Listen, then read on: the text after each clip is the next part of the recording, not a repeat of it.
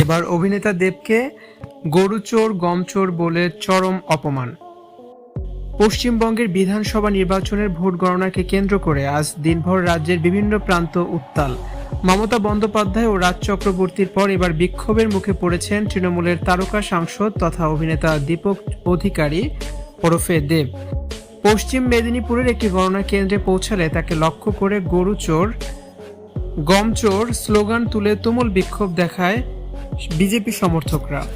আজ ৪ মে নির্বাচনের ফলাফল ঘোষণার দিন দেব যখন নিজের সংসদীয় এলাকায় একটি গণনা কেন্দ্রে পরিস্থিতি তদারকি করতে যান, তখন সেখানে উপস্থিত বিজেপি কর্মী সমর্থকেরা তাকে ঘিরে ধরেন। সাংসদকে দেখা মাত্রই বিক্ষোভকারীরা চিৎকার করে গরুচোর গমচোর কয়লাচোর স্লোগান দিতে শুরু করেন। প্রত্যক্ষদর্শীদের বর্ণনা অনুযায়ী ভিড়ের মধ্যে থেকে আসা এই তীক্ষ্ণ আক্রমণের মুখে পড়ে দেব দৃশ্যত অস্বস্তিতে পড়েন।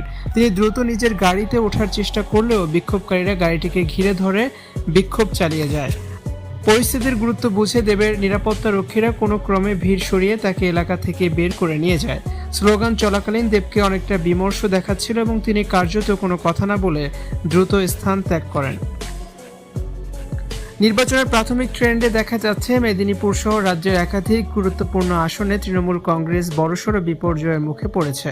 বিজেপির এই বিপুল উত্থানের আবহে তৃণমূলের হেভিওয়েট প্রার্থীদের লক্ষ্য করে এই ধরনের আক্রমণ তীব্রতর হচ্ছে বলে মনে করছেন রাজনৈতিক বিশ্লেষকরা।